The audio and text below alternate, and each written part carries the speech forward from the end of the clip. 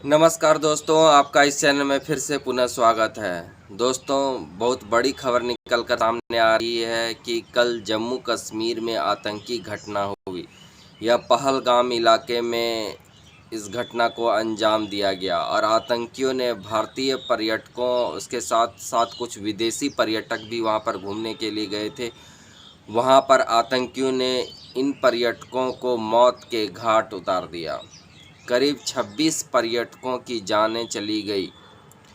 ये जो आतंकी हमला था, ये जम्मू कश्मीर के पहलगाम इलाके में हुआ। यह अनंतनाग ज़िले में पड़ता है।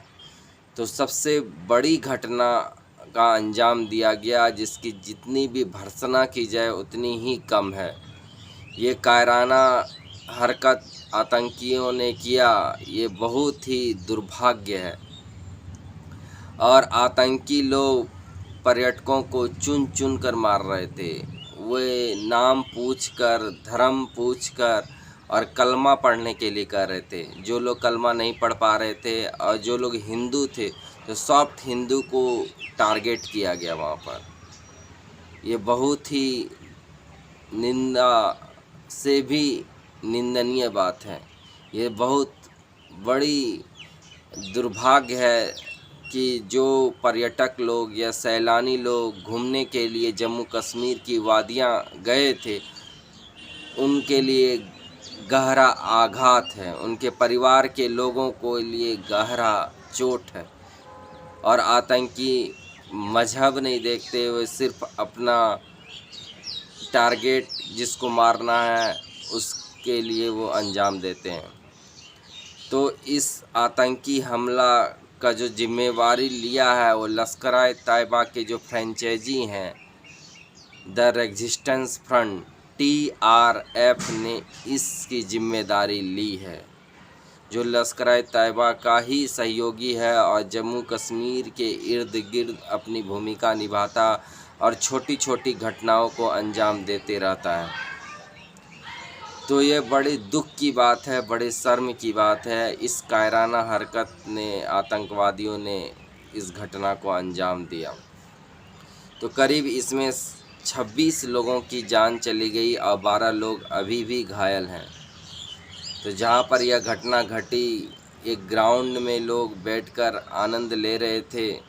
उसी समय आतंकी लोग वहाँ पर आते हैं और AK-47 राइफ़ल के द्वारा गोलियां चलाते हैं और टारगेट करके वहाँ पर मारते हैं, जिससे वहाँ पर 26 लोगों की जान चली जाती। जो पर्यटक लोग वहाँ पर घूमने के लिए गए थे, उनके लिए यह दुस्वप्न बन गया।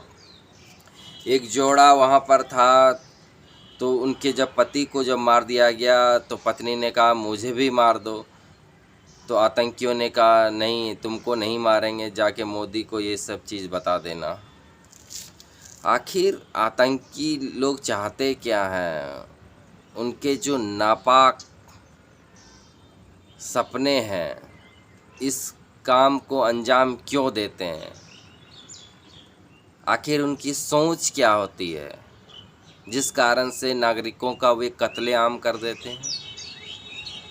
जो सैलानी लोग वहाँ पर घूमने के लिए गए थे और उन पर इस तरह से कायराना हरकत किया, जिनके पास हथियार नहीं है, जिनके पास कुछ सामान नहीं है, हथियार नहीं है, उन पर आप अंधाधुंध गोलियां चला के उन पर मौत के घाट उतार देते हैं।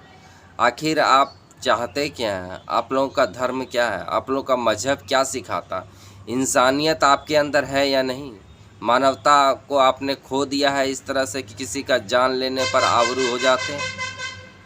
यह बहुत बड़ी सोचनीय बात है। इन आतंकियों को सोचना चाहिए। करीब बताया जा रहा है कि इसमें 5 से 6 आतंकी थे, जिसमें से 2 या 3 पाकिस्तानी आतंकी थे और 2-3 की संख्या में कश्मीर के ही लोग थे। जो ग्राउंड वर्कर पर वहाँ पर काम किया करते थे, वो 2-3 आतंकी थे, ऐसा कहा जा रहा है। कहा तो ये भी जा रहा है कि 1 से 7 अप्रैल को वहाँ पर रेकी भी की गई थी। जब रेकी की गई तो क्यों नहीं सुरक्षा एजेंसी को पता चला? खुफिया विभाग क्या कर रहा था भारत का? कि वहाँ पर रेकी की गई, तो भी पता नहीं चला कि ये आतंकी लोग रेकी करने के लिए यहाँ पर आए हैं और आगे चलकर इस घटना को अंजाम देंगे। तो भारत सरकार और गृह विभाग को यह सोचना चाहिए और खुफिया एजेंसी को भी सोचना चाहिए, रॉ को भी सोचना चाहिए कि आखिर ये लोग घटना को अंजाम देते हैं या कैसे हैं। क्या कोई घटना में चूक हो जाती है इन्वेस्टिगेशन के दौरान? इस चीज़ को सरकार को समझना चाहिए ताकि ये दोबारा घटना न घटे। हम देखते हैं कि पुलवामा में भी सीआरपीएफ बस जो जा रही थी उस पर भी हमला हुआ, जिसमें से 40 सीआरपीएफ के जवान शहीद हो गए। तो देश बार बार ऐसी घटना को क्यों देखता है या सुनता है? यह बहुत ही सोचने वाली बात है और भारत सरकार को इसमें ठोस कदम उठानी चाहिए।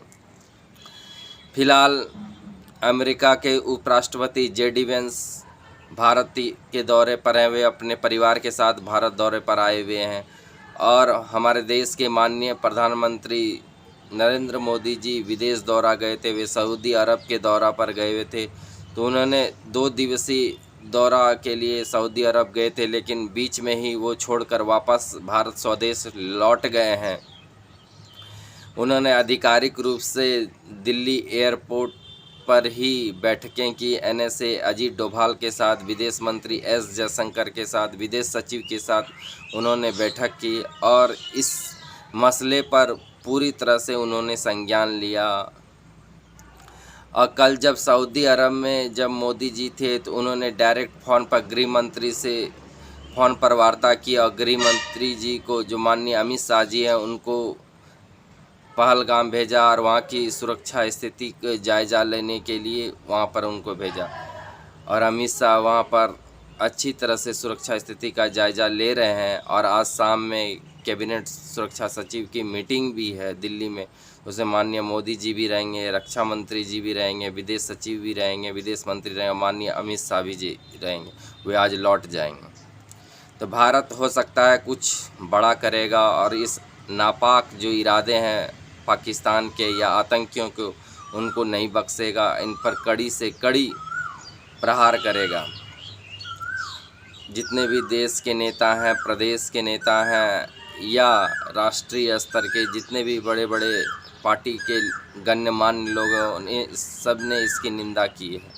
चाहे असदुद्दीन ओवैसी हों, चाहे तेजस्वी जी हों, चाहे अखिलेश यादव हों, चाहे विपक्ष के नेता राहुल गांधी जी हों, प्रियंका गांधी जी हों, मल्लिकार्जुन खड़गे साहब हों, सारे लोगों ने इस आतंकी घटना की निंदा की है। और राहुल गांधी जी ने फ़ोन पर भी गृह मंत्री से बात की।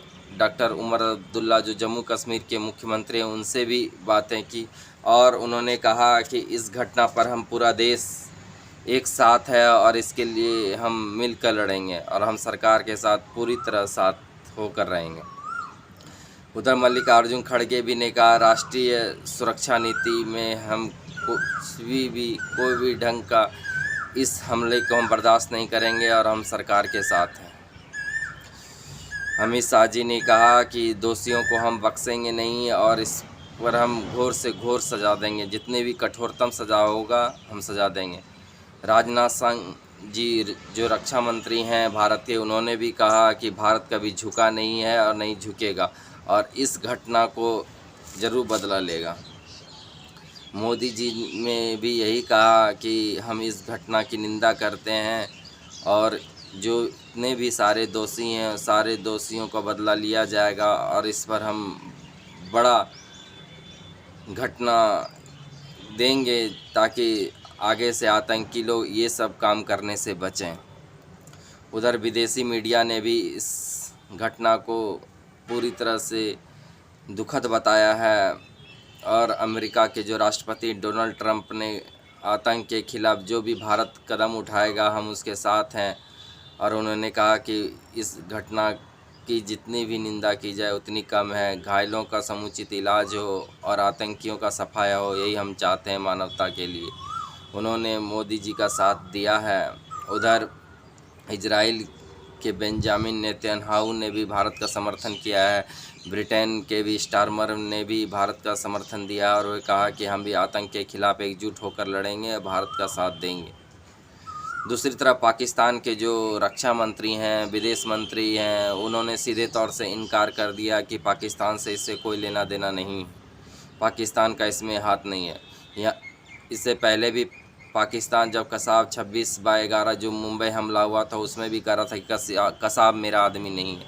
तो पाकिस्तान तो ये सब बातें हर समय कहते रहता है, लेकिन ये सब जो हमला हुआ था तो कहा जा रहा है कि इसकी ट्रेनिंग पूरी तरह से हुई थी इस आतंकियों की, ताकि इस घटना को अंजाम दिया जा सके। तो कहीं न कहीं लश्कर-ए-तैयबा के जो सहयोगी ये आतंकवादी संगठन हैं TRF, इन दोनों का मिलीभगत ज़रूर होगी।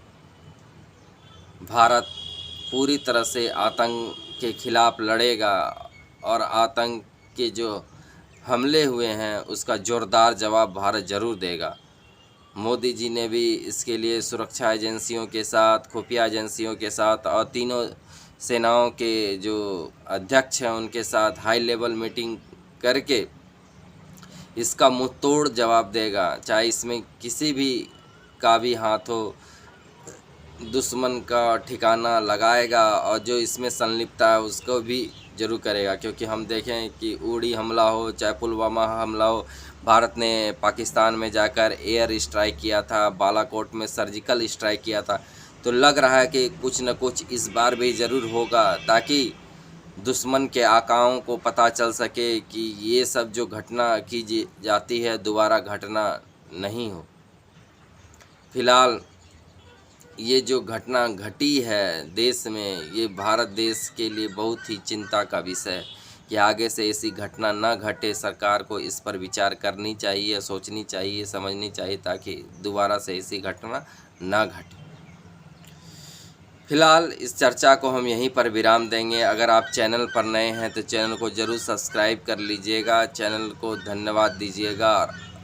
और अनंतनाग में हुए यह आतंकी हमले पर आपकी क्या राय है और आतंक के मामले में आपकी क्या राय है, इसको लेकर आप ज़रूर कमेंट बॉक्स में अपनी प्रतिक्रिया ज़रूर देंगे। आपकी कमेंट का हमें ज़रूर इंतज़ार रहेगा। फ़िलहाल इस चर्चा को हम यहीं पर विराम देंगे। नमस्कार दोस्तों, धन्यवाद।